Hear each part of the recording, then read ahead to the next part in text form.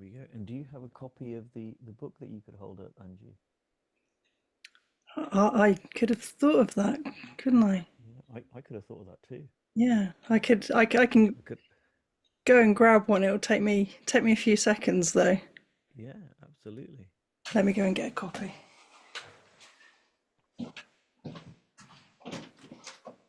No problem. So whilst Angie's going to get a copy, let me do this. See, normally I have Felipe do this wonderful stuff for me, and he's unable to make it tonight. So I'm kind of doing two things. I'm hosting, and I'm also doing the technical side. So if you see me look off to the side, I'm kind of also managing the room. But welcome everyone. This has been a long time coming in some ways. Angie Scott is here with her wonderful book called The Coaching Blueprint. And tonight is not going to be us talking about the book, and we'll talk about the book. um, but tonight really is going to be an interactive webinar, and it's so great to see so many familiar faces. Hello, Antonin, who's in the school. Uh, Hello, John, who's in the school. Justin Perkins, I haven't seen you for a long time. Hey, Matt Popkin, Martin Brisson, Michael, uh, Nicole, who's in the school, and so many others. It's great to have you all here. I won't go through every single person. Oh, Julie. Hello, Julie. You put your You're hand up. very Would you like to quiet, say Coach. something? Sorry? You're very quiet. I've been told that, generally, but I'm guessing you're saying it in not a good way. But this mic should be on. I've selected the right microphone. It's quieter than usual. And if there is anything I can do to help you and support you this evening with Zoom room, just let me know. Better. All right, I'll get rid of that. I don't know why that's gone quiet. So we'll just use my AirPods. So yeah, so welcome, and I'll say a few words, and then I want to hand it over to Angie and make this really interactive. So um, I've run a coaching school called the AJC. It's a clue kind of behind me. This is not real, by the way, just in case you're wondering. Um, and It's a great school. I'm biased, I would say that, but there's a lot that we cover in the school that is not in a typical coaching school. It's not meant to replace coach training. That's not what it is. Um, and Angie had done the school. She'd done it 3 times, but she'd done it a couple of times. And one of the things Angie did was she was taking these really great notes from the school and she was sharing them with people, which is really a testament to who she is. She doesn't just learn for herself, but everything she takes on herself, she loves sharing it freely and openly with other people. And I mentioned to her, and actually I mentioned to a few people that Angie, you could write a book about this. And you know, I'm I have learned from my mentors and coaches just to give everything away. And so I was encouraging people to go, hey, this isn't kind of copyrighted or my intellectual property. Just let's help people. Let's give this away. And then one day I get a package in the post. So I kind of say what I say, and I say it to a lot of people. And one day, just out of the blue, I get a package, and it's a draft copy of a book, and it's like this fat. And unbeknownst to me, Angie had really taken my advice to heart and had gone away and had basically written a book, and it was an amazing book. And this was last year, last summer. Um, but if you know anything about Angie, kind of she doesn't just aim for amazing. She's like a level above that. And what Angie did was she spent the next nearly year taking this kind of draft, which was already great, but she took it from a kind of bunch of raw notes with some of her thoughts in it and made it much more a great book about her journey through the experience that was the AJC school, including some of what happened in last year's school too.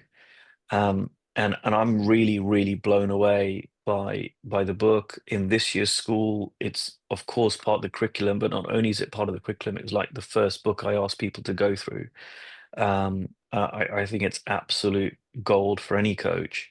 And I'm really excited to have a little bit of time with Angie today. And we were sharing some messages about what we want this webinar to be, and we don't want it to be information. We don't need to be teaching. You guys have heard it all. We want this really to be interactive. You can all go out and buy the book. I encourage you to go out and buy the book. If you've already got a copy, go and buy another copy and give one to a coach, Um, but today I'd love the book to come to life through Angie. I'm not planning on saying a lot. Um, and I really request that um, you bring your questions. If you've read the book, go, hey, I read that bit. I didn't get it. How does that apply to me? Or what do you think about that? Let's have it be real for you guys, because this book isn't any book of information. It's a book of Angie's transformation over the last few years, not just from the school, but in life.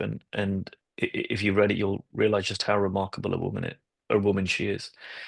So that's kind of my blurb, and I could speak for another hour, but I'm sure you want to hear from Angie and not me. But Angie, is there anything you want to say before we kind of dive in? And in the meantime, please use the chat functionality or raise your hand. Probably let's do the raise your hand. It's probably easier if you have a question about your coaching practice or your business or anything you've read in the book or anything about the book. I just want to say thank you for such an incredible introduction, and for the part that you played in allowing the book to come to life, because it was, although I can take all the credit for writing it, it was completely your idea. And I remember you gave all of us in the room the invitation to write the book. And I don't know at that point if I kind of realized how the process of the book would almost take me back through the school for the second time, and how going back through my notes to be able to write the book took me to a whole other level with everything I'd written down, a whole new level of exploration and getting it inside me. And of course, by the time we had the finished product, I'd read through my notes so many times, and that allowed me to take them to a deeper and deeper level. So I think I 10x the value of the school just by writing. And I would encourage anyone to do the same. It was an incredible experience, and working with Chris Nelson, who is probably the best editor. He's more than an editor. He taught me how to put the book together and how to edit in a way that I've been able to carry on to the books that I'm writing now. So the whole experience was more than just writing a book.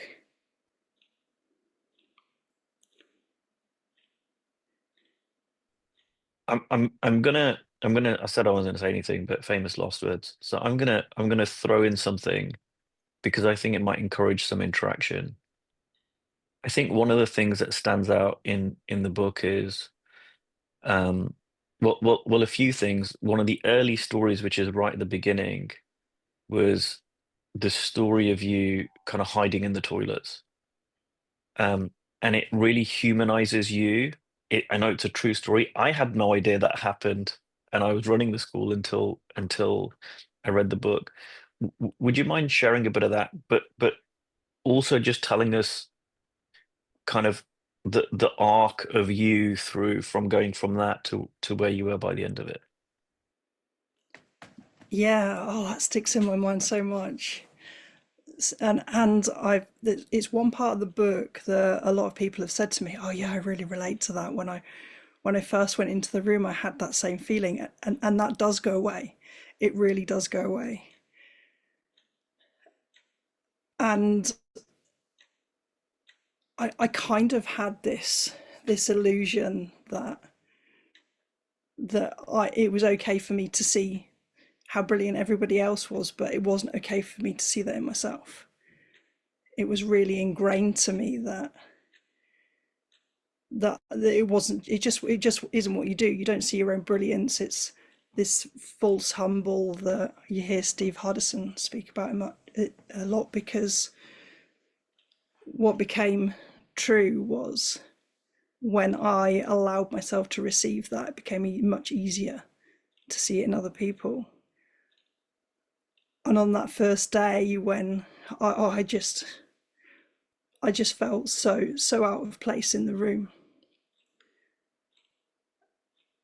and it was exactly where I needed to be at that time, exactly where I needed to be to truly absorb everything that was going on. Because even if I'd have just spent time in the room, even if I hadn't have written a single note and I'd have just experienced everything that was going on around me from the other coaches, it would have transformed who I was.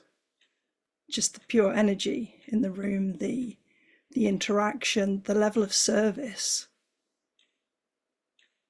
And that arc from that first day, I had no, but by the last weekend, I had no doubt that I was exactly where I needed to be.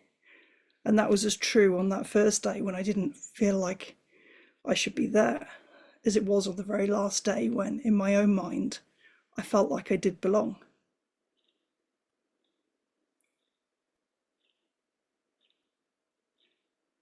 You know what? The other thing that really stands out to me, at least, and I try to read it without me being in the story because I'm kind of in the story, if you like. But as separate to that, you've got this lady who, at the beginning, you're kind of hiding in the toilets, feeling like you don't belong, and along the way, there's these amazing stories that happen, amazing transformations that occur for you. But the one thing that stands out, and this isn't just me saying this, this isn't about me, this is really about you in my mind. You write about was it the £1 million coaching session, right? And to me, it really talks about the power of listening, and it really talks about the power of coaching.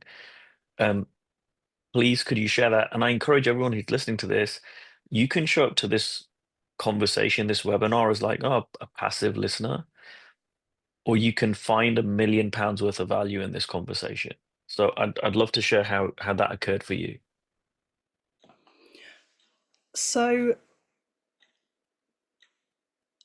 the change of how I was looking at everything had come from actually reading one of Steve Chandler's books, and it was on the curriculum for the second year, I believe.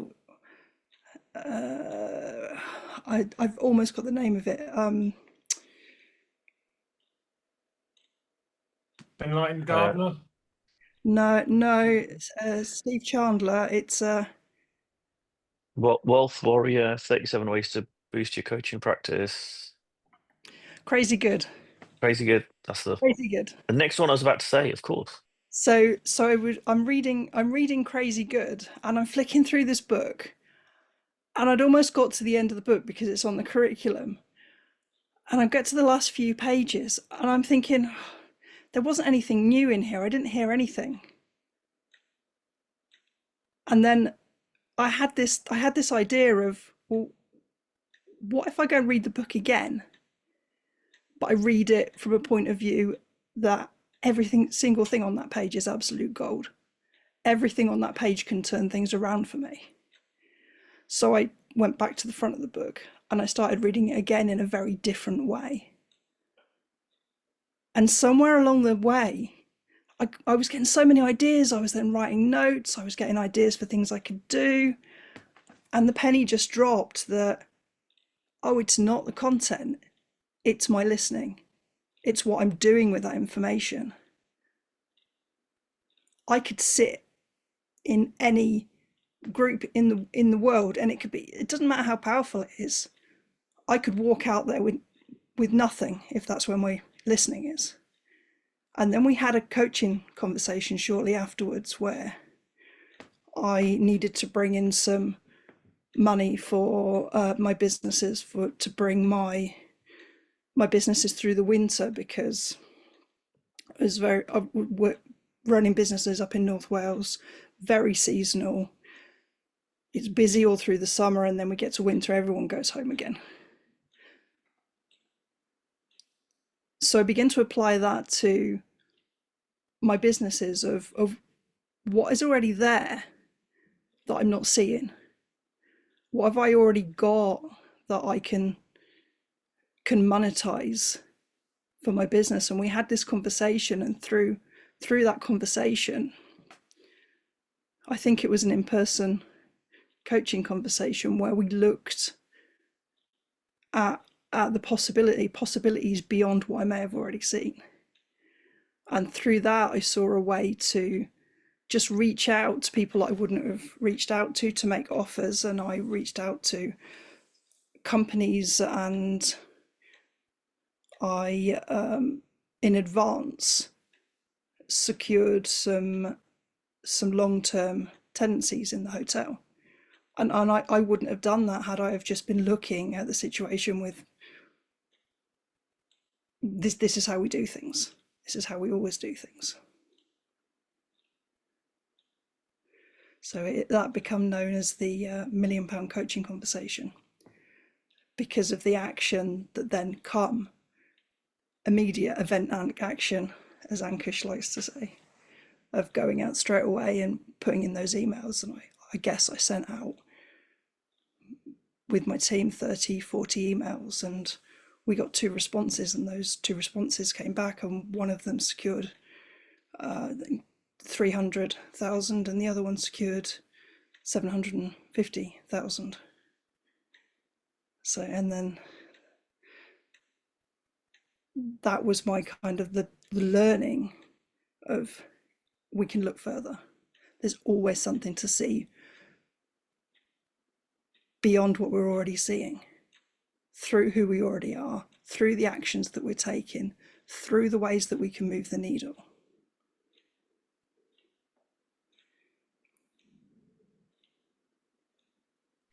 Yeah, I love that, Angie, because you know, so much of the thing that I love about your book is that a lot of what you write, it's applicable to business. It's not just applicable to coaches or growing a coaching practice. It's applicable to business. And you really showed that because you were running these, you know, 2 or 3 other businesses that you owned.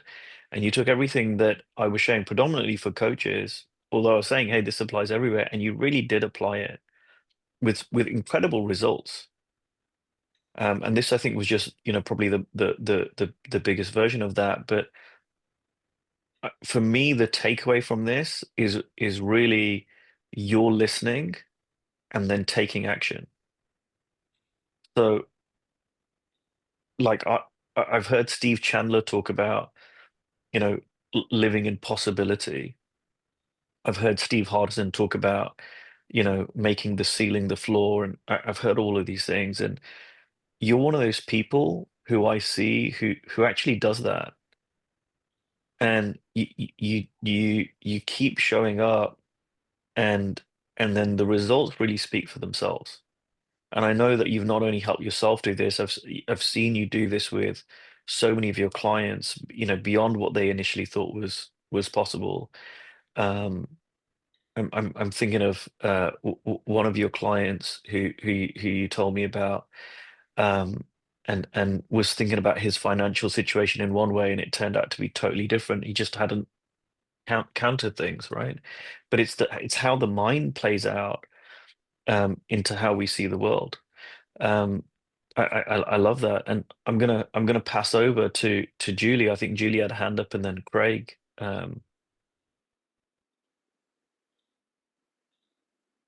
Thank you. Angie, I love you. You know I love you.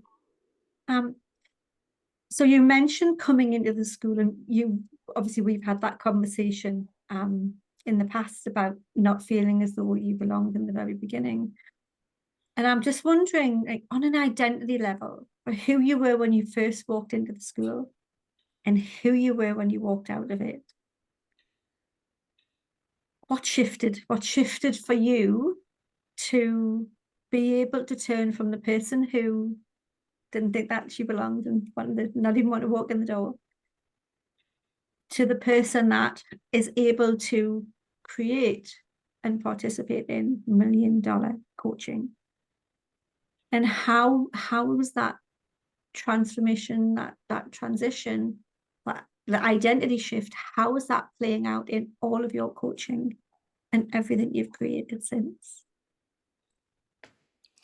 Oh, I really love that question, Julie. Thank you. Mm. It's yeah, I can see how clear how I can really clearly see how that kind of happened. And I was getting in my own way.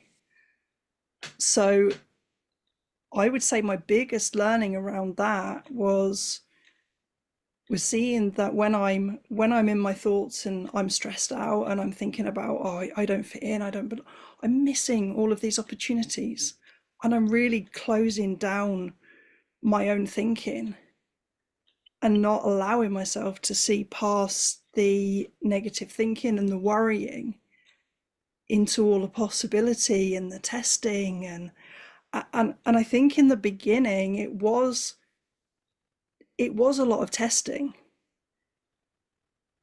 and it still is. It's still something that I do all the time. And now,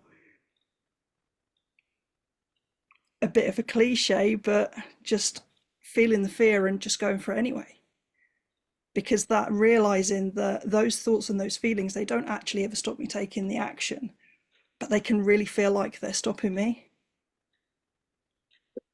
And the more I felt like I just went ahead and did them anyway, the more that voice inside me just began to settle down and quiet and give me a break, to a point where I began to see more opportunities. They become more visible quicker.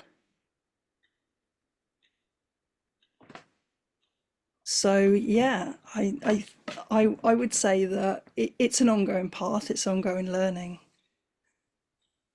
But that's been the biggest thing, really, is just realizing, we're all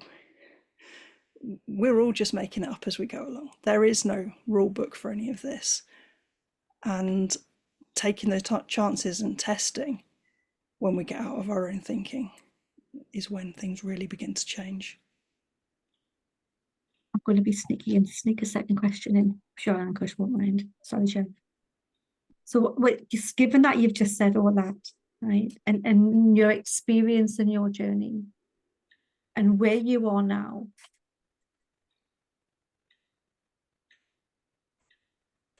what's next? Oh, the what's next? Well,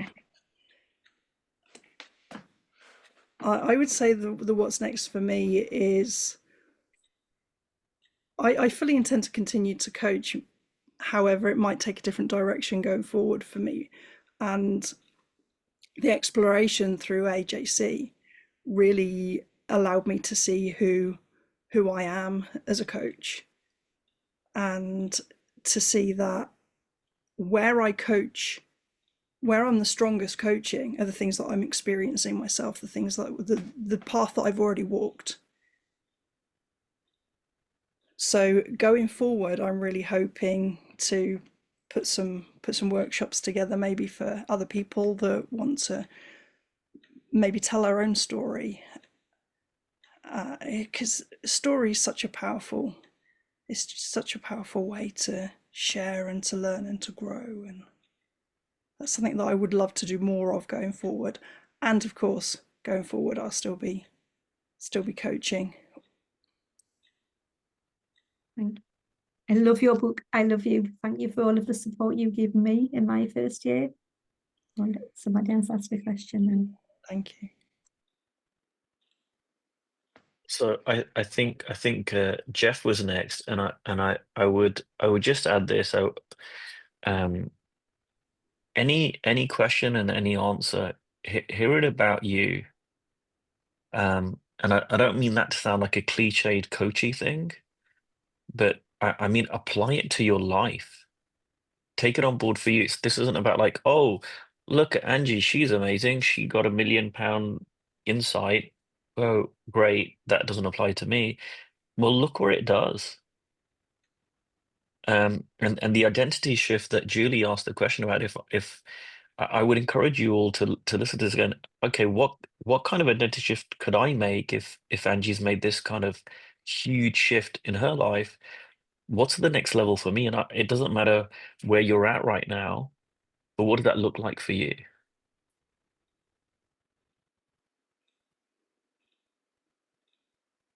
So over to you, Jeff. Thanks, Kush. Hi, Angie. Jeff, How are you? All right? very well. How are you? Yeah, I'm grand. I'm grand. Firstly, just thanks for the book. As you know, I read it was on holiday in Cyprus in August and absolutely loved it and had a lot of time to sit with it because I had nothing else to do for 10 days. So it was marvelous. So thank you. And there's just a line that sort of stopped me in my tracks a little bit. And I know there's people on here that are a lot further on than me, but it's one that sat with me and I just wanted to ask you about it. And the line is that the value in my work is something I believe in deeply. And I just love that because it's you all over. I can see that. Um, and I get it, and I get this myself when I've delivered a breathwork session and people give me feedback. It's beautiful. The feedback I get is you're meant to do this, you were cut out to do this, and it lands with them. But I struggle to maintain that consistency and have that feeling of belief in myself so deeply. I'm just wondering, could you talk maybe a little bit? And I think you probably did on in answering Julie's question. You've spoken to this a little. Just what allows you to maintain that level of consistency and depth and belief in what you do. I don't know if Ankush would say something completely different here, but I definitely know what comes up for me. It's around, again, going back to the book Crazy Good and what I take out of it.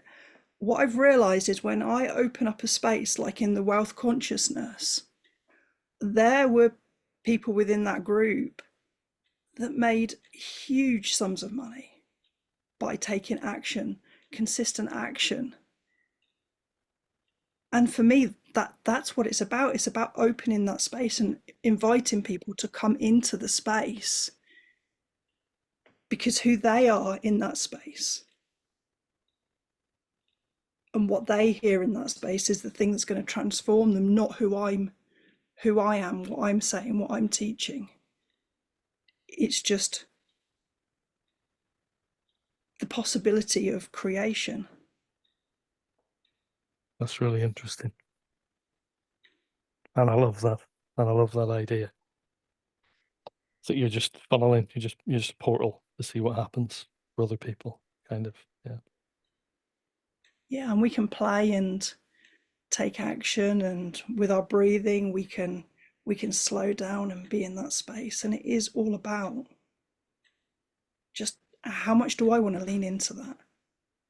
Cool. If I'm breathing, do I want to be thinking about my shopping list, or do I want to really focus in on what I can get out of my breath work? Absolutely. No problem. Cool. Thank you. Thanks very much. And thanks again for the book. Second reading incoming. Oh, it's good to see you, Jeff. And you, Angie. All the best. Okay, I think Michael is next. Thanks, Kush. Hi, Angie. Hi, good evening. Nice How are meeting you? you. I'm very good, thank you. How are you? Good, thank you. Two things. First of all, I want to thank you for a book. That book made me sign up a month ago for a Kush school next year. It was the final nail, which says I need to be there, and it's the most worn book which I have in my library. I take this book with me every day in my day job. It's with me all the time. I don't know how many times I read it from beginning till the end, backwards, flick through, as you say. So thanks a lot. I have a feeling that I know you already very well, although we never met before until now. So thanks a lot. Oh, And I Could you don't have to give away anything confidential, but do you want to just give some context around what your day job is? I work in a multinational in a corporate company. I spend like 10 plus hours at work, and I do the part-time coaching. So I do carry book in my backpack daily. Home office, it's with me. Whenever I travel probably 50 flights per year. That book is with me all the time. So I need to renew. I need to get a new copy. It's already worn down and annotated. So I do have a question, and you mentioned something about your transformation, and many people do transform. I'm in a process of it when we hit the wall, when we get to the low level of ourselves, which is in a way a bit sad because there are so many people which are not yet there. How do we bring ourselves, or how do people get this awareness that there are so many possibilities outside for themselves before they reach the down point? I would say I would say for me, I would have certainly in the past, before I become part of the coaching community and AJC community, I would have very much have just panicked, started self-doubt when anything began to not go the way I decided it should go in my head. And I've had quite a tough year. And I feel like all of that learning has really come into play over the last few months for me within who I can be when I didn't get to decide the story in the next chapter. They kind of came to me instead. And I found that the way I can think about the possibilities rather than the impossibilities is through the staying open and the being willing to be vulnerable, instead of this feeling that I used to get, and I can still be occasionally find myself within, of I've got to have all the answers, I've got to have it all figured out. If I don't have it all figured out, then I'm failing somehow. I'm not being the person that I need to be. And when all that thinking begins to come up, that's such a huge block for stepping into the possibilities of who I really am when all of that noise goes away. And the trying to be everything for everybody was my biggest block. When I'm slowing down and actually, okay, well, these are the things I can't control. I can't do anything about that, but I do get to choose who I am when everything goes in a way that I didn't plan for, and what I still have as an opportunity going forward. So I don't know if that answers your question, but that's what comes up for me in those moments. Yeah. Thank you so much. Thank you, Angie. Thank you. Good to meet you. Thank you, likewise. All right. I think next up we have Ralph, who's in this current cohort of AJC. Hi, Ralph. Hi, Angie. I don't really have a question. I just have an acknowledgement. Even of this process today, I actually had all in listener as my name, which is an incognito for another group. So I'm glad no one from the group is here. Otherwise, I'd be outed in that role I play on that coaching container. I just want to acknowledge, like, even what you just discussed, like, this year was starting to be a more positive, upbeat year. My dad broke his leg, My brother's back in the psychiatric unit, and I've learned that, you know, being strong in myself is the best way I can serve them. And observing your strength gives me courage. And just how you reflected on the feelings you used to have, they kind of came up again for me the last couple of weeks. And how it is a choice to lean into that old pattern or lean into possibility and not knowing the way. And you know, the biggest part of my acknowledgement is every time I interacted with you, from around the being event to raising money for it to coming to the school and meeting you before I signed up, really gave me the courage to see I could be there. And then I signed up and started reading the book, and I read your journey, and it just shed away a lot of the stories I had that you know, I didn't hide, but I was still carrying all these stories around about my place in the school. And you and the previous cohorts, Julie and other people, just by what you were modeling and being so relatable, just opened doors for me. And it allows me in this testing moment to still know that I'm in the right place. So I don't really have a question, but I do love that you answered Julie about telling stories because, you know, the story of I've experienced knowing you and reading the book has been so inspirational. So that really is music to my ears for you to tell more stories. And I wish you well in what's a testing year and hope our paths cross again. I could go on, but as I don't have a question, I just wanted to acknowledge you for those things and express my gratitude.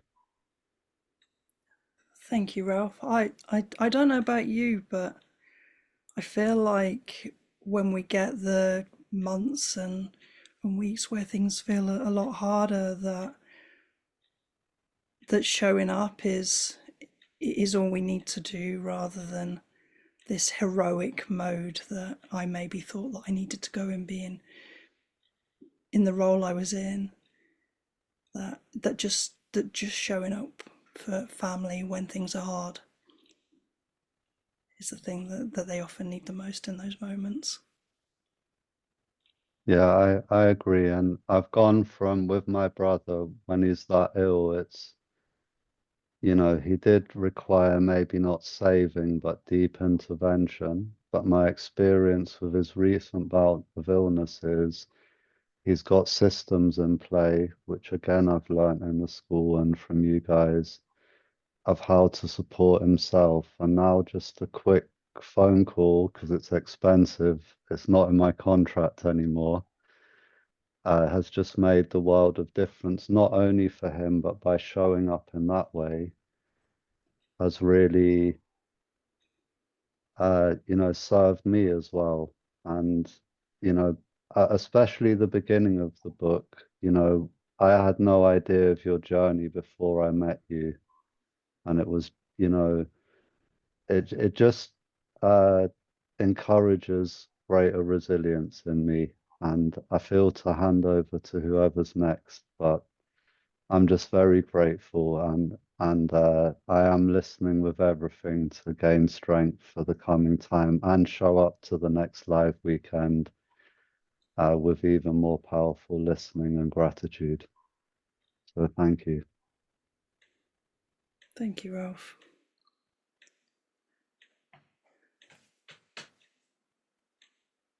Yeah, I mean, if anyone else has got a question, I've put in the chat, what question, if answered, would create £1 million worth of value in your life and business? Uh, this is the time to ask it.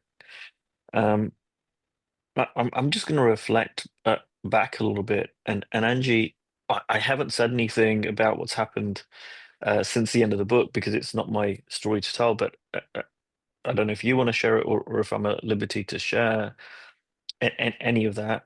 But you've experienced, let me put it this way, you've experienced what most people would say would be an extremely challenging set of circumstances.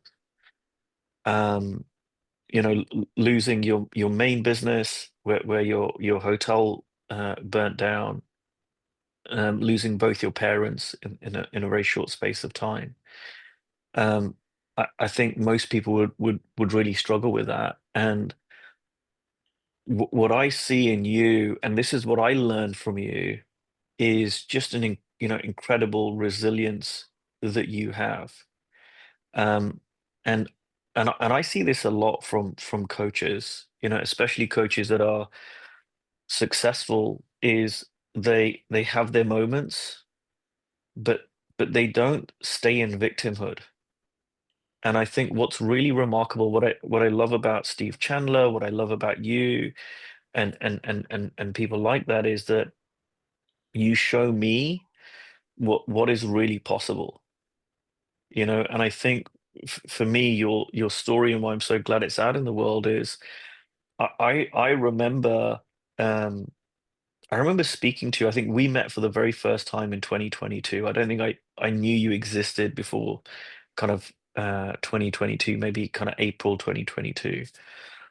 And I still remember our first conversation, not in depth, but I have some recollection of it. And I remember who you were, and I remember the way that you came across, and it's so vastly different from who you are now, and what you created over the last few years, as a coach, that it's really difficult to describe. And let me say, from my perspective, and you tell me if I'm exaggerating this, or if I'm misremembering, please correct me. But I remember it might not have been our first conversation, but an early conversation.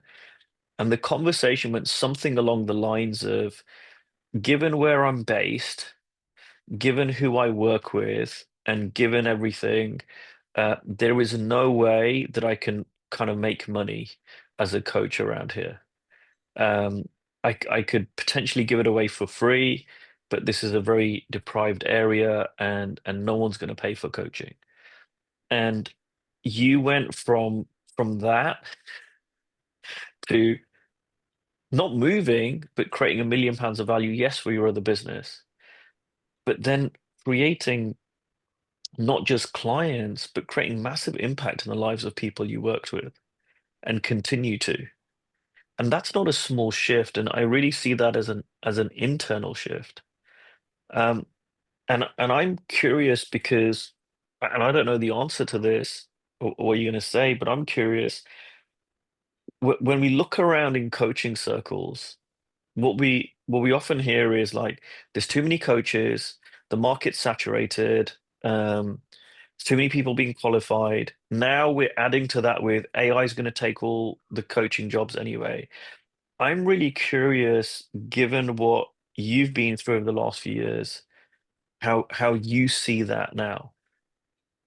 And what would you say to the coaches who are listening to this, both on the replay and in the room? Yeah, I'd say that was massively taken from my AJC learning, in that it wasn't about who I was trying to coach. It was about the shifts that I was being creating in my own life.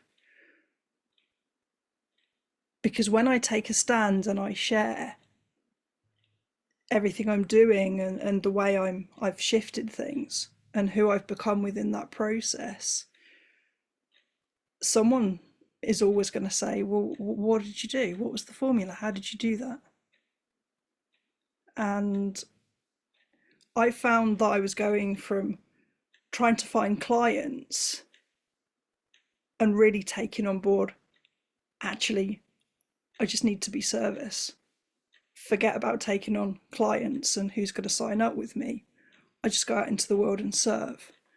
And that was the huge shift. And there wasn't any bigger magic ingredient in there than just being that, from YC looking backwards to the who am I going to coach? There isn't anyone here, to being oversubscribed, to having more. So let me challenge you, because if I go back in time 3.5 years and I said to you, Angie, just be of service, I'm guessing there would have been a voice in your head going, what does that mean? What does that look like? That's not going to work. So could you kind of expand on that a little bit? yeah, it was.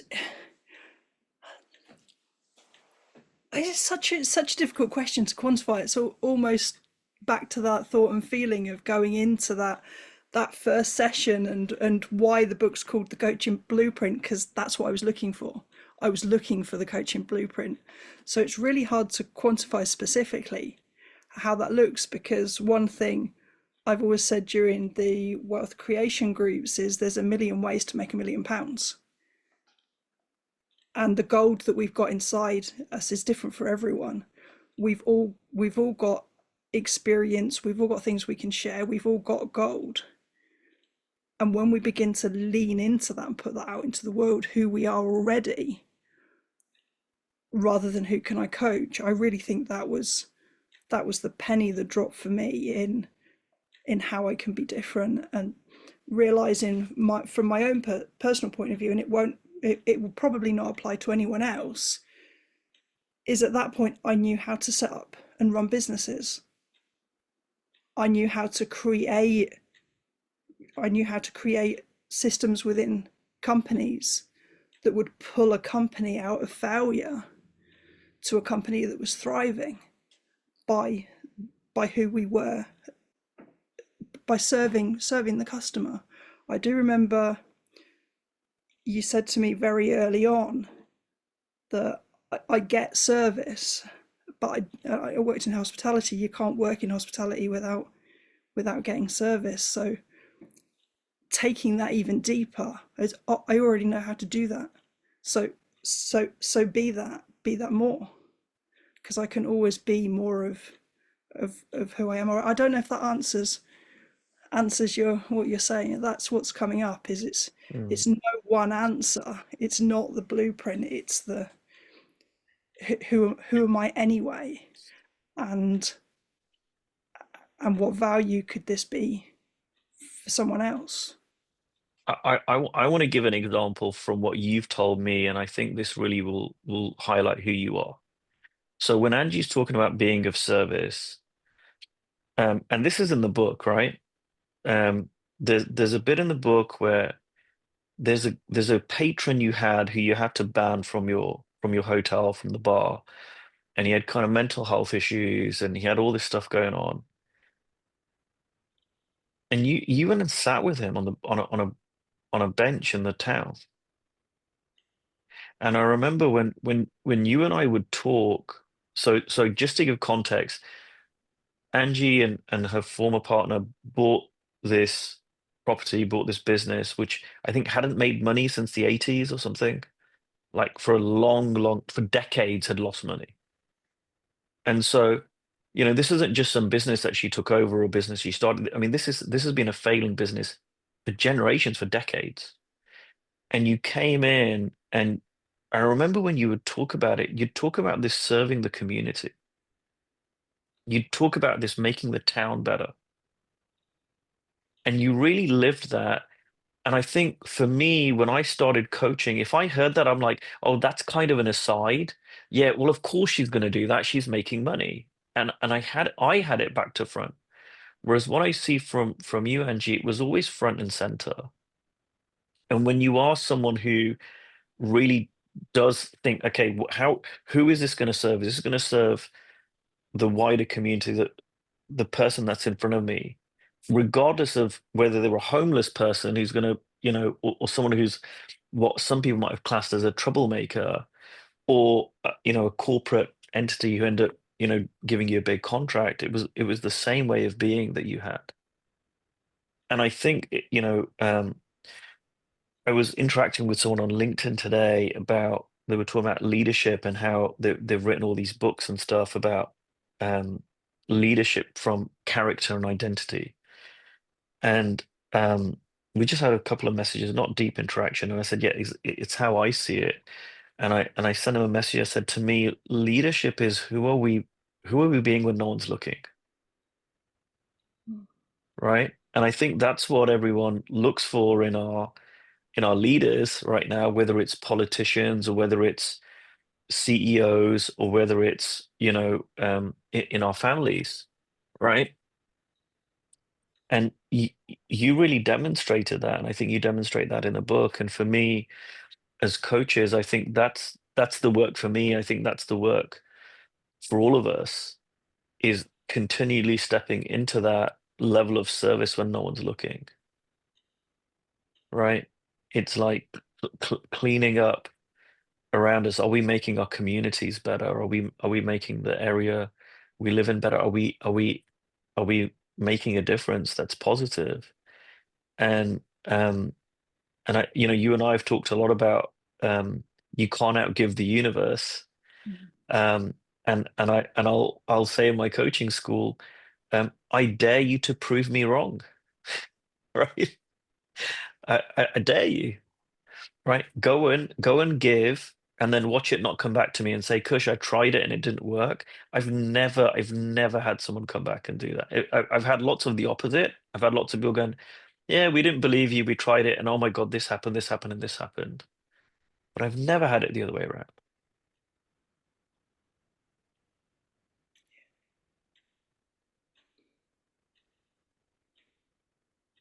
I want to say something else that you picked up on. Oh, have we got someone's hand up? Gemma, I'll defer to Gemma.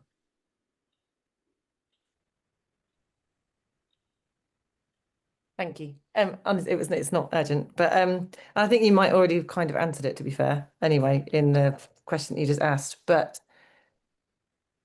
firstly, thank you for being here this evening. Really appreciate it.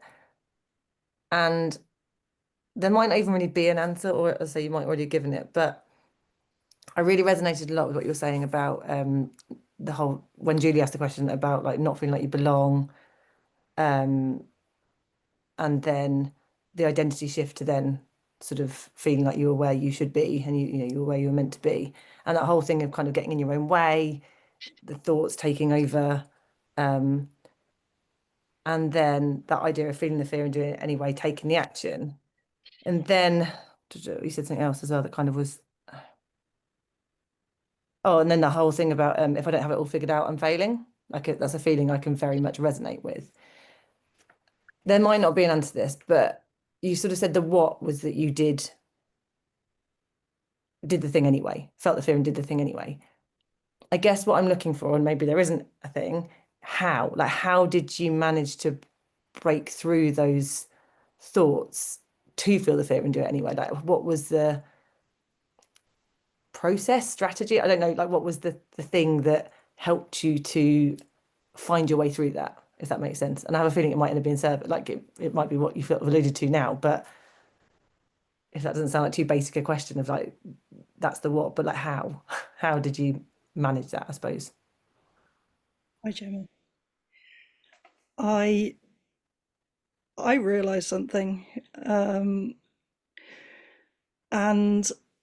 it was along the lines of realizing something small to realize something big.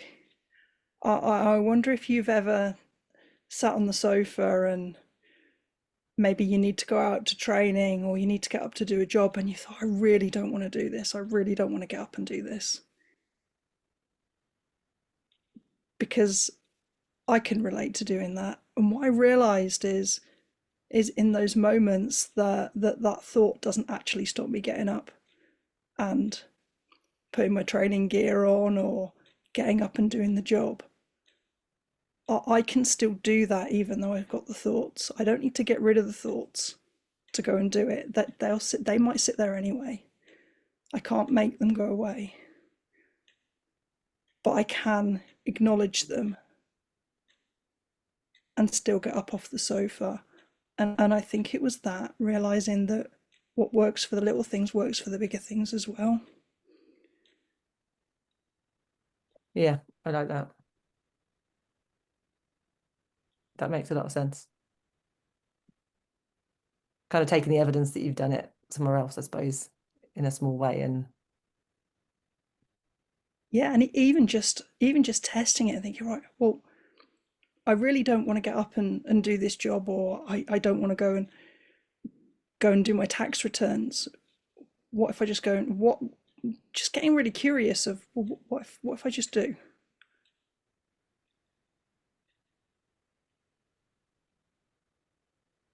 Yeah, that's helpful. Thank you, actually.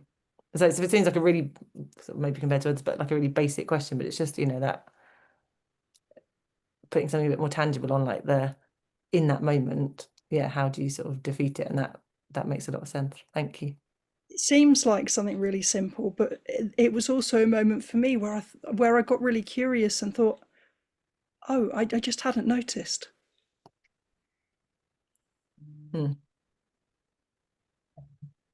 Thank you. Thank you. I want to add something to that, Gemma. And this is for me, but it's what I see in Angie. And Angie, I hope you don't mind me saying this. Um, but Angie wasn't the most confident person in the room. I haven't been, right? You know, I remember when I was in Steve Chandler's coaching school, and when I come in, I was like so timid and so quiet, and you know, it's interesting. So my book's coming out on Monday, and what I'm really excited about is people seeing, hey, I used to be very different, right?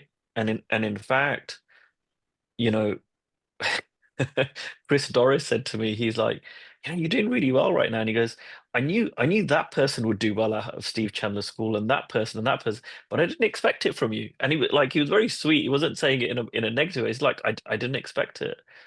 And I love that because, we often look at people who are like super confident and they've got it together and like, oh, this person's gonna really succeed. But what I love that, hopefully my story shares, and what I definitely see in Angie is like you don't need that. You don't need to fix your thinking first. And it's like I think it was Rich Litvin who just said it's like just take the smallest possible step. And one thing I really admire about Andy and Angie, sorry, is that she just keeps taking the step. Whatever the next step is, whatever the smallest step is that she can take, she takes it. Right? Um, I feel like I really want to say something. I know Howard's got his hand up, right? And this person will know who they are. There's somebody on this call, and they have no idea I'm going to say this, and they probably do not expect me to say this. There's somebody on this call who sent me a chapter of their book a long time ago. And it was the best first chapter of any book I've ever read in my life. And I was waiting for years for the book to come out, right? And one of the things that Angie did for me when she sent me the draft of her book is I had a book half written for years. But because she sent me that book, it re-inspired me to write mine. And that's why mine's coming out on Monday, right? So if I will also say this from this call, if you've got a book in you, because I'm sure there's going to be someone listening to this now who's either live on the call, whatever, you've got a half-written book, and what you've got to share is valuable. And I'll tell you something, I said this to Angie, the best bit of Angie's book isn't me, right? The best bit of Angie's book isn't the stuff I shared with her. The best bit of Angie's book is her journey and her story. I personally believe that. I think that's what makes it really great. So to the person, who I'm talking to, um, get uh, if there is something in this, like I would love to see the rest of that. I can't wait to read it. And now I'll hand over to Howard. Thank you. I think this is more of an acknowledgement, and this goes back to page 28 of your book, Ange. And this is where you mention, the community and compersion, and how, okay, in a polyamorous relationship where you get such joy out of somebody else getting joy, and that's what this community is all about. It's that creating and sharing that is done with such generosity. And I don't know if it happens in other coaching communities, but it's something that is so high in this community. And people are just willing to spend time and share and do things. And that, I think, is, I was in the corporate world for over 30 years. It's rare, to be in a company that has that culture that is available in this community. So I just wanted to, acknowledge that, because I think that provides the basis for a huge amount of creation and sharing. And I don't know, have I got a book inside me? Maybe one day, I don't know. But thank you, Ange. Thank you, Howard. It's really, really true. It's incredibly difficult to be around supportive and successful people and not grow and become that yourself when you're in that environment. And it is an incredible environment that Ankush has built within AJC. Yeah. I mean, I'm in a container at the moment with 22 other people, and in some instances, people are coaching me, and in other instances, I'm coaching other people. But there's no limits. It's everyone is helping everybody else, and we've got a WhatsApp, and that fills up every day. And I don't know if it's because of some of the people. That it's almost like a virus. It's sort of spread out to everybody now in the community, and that's all come from from the AJC. And I don't have the exposure or the experience to know if this is in other communities as well. I don't know, but if it's not, then this is pretty unique in the AJC. I think it might well be. Yeah. But thank you. Thank you, Howard. I want to say this, and this is what's so cool about ripples. So that whole idea of compersion, it came from the polyamory community. The guy who's a mentor of mine, or former mentor of mine, Johnny Epstein, who shares it with Jamie Smart, right? And I knew Johnny anyway, but I'm in Jamie's school in his cohort, and he shares it 2013 or 2014, right? As an idea. It stays in my mind kind of dormant for about 9 years. And then I create AJC and it really comes back to me in a big way.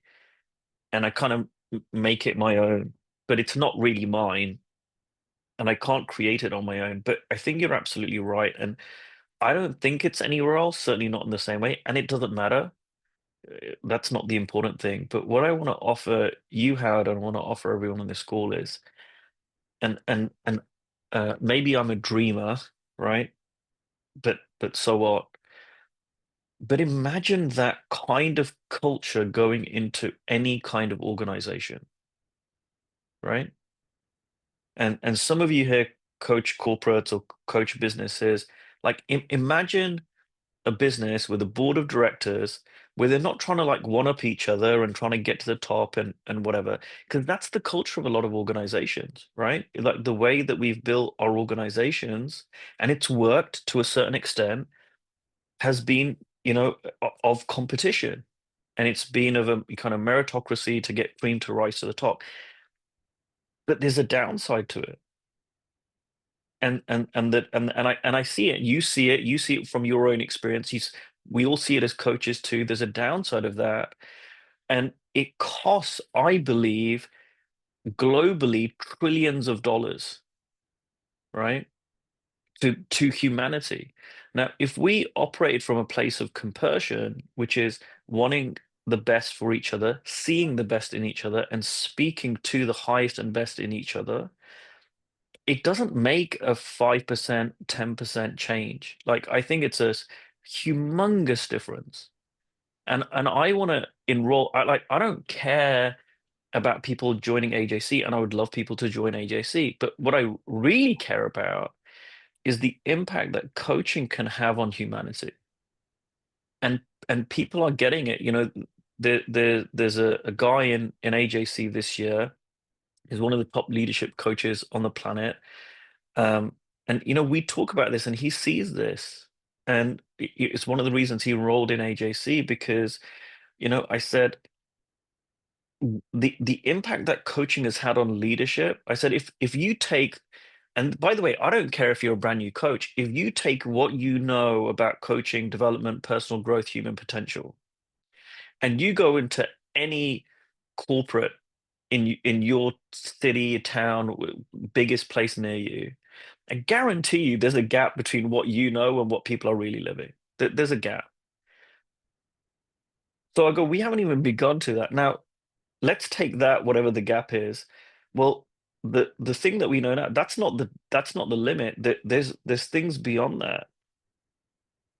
And so for me, it's like, that's super exciting that we can live in a world where, and this is very practical for me, we can live in a world where we do that, we be that, and everyone benefits. There's no downside. And I always say this to coaches: do you want to come into a coach where you're here, it's a great school, I'm going to be doing my best, but you're kind of all in it for yourselves, and you come in, you get what you want, and you go home?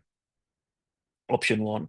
I said, or do you want to come into a school where everybody wants the best for you, they speak to the highest in you, and they support you the whole way through? Guess what? Everyone goes, I want number two. I said, great, there's a different price to pay. The price for the financial price is the same, but the difference is you've got to be that for everybody else, right?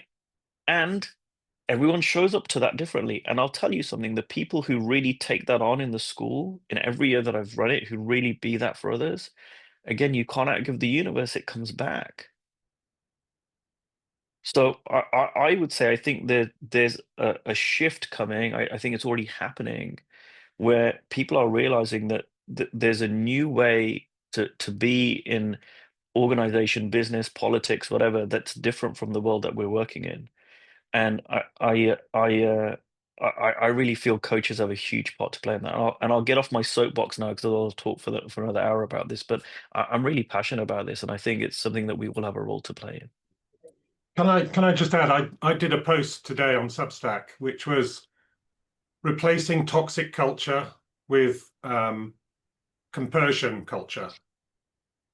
Can you imagine if you got rid of those toxic cultures and replaced it with compersion, where everybody is helping everybody else? Those companies would just rise to the top. Yeah. So I absolutely agree. I love that you're sharing that.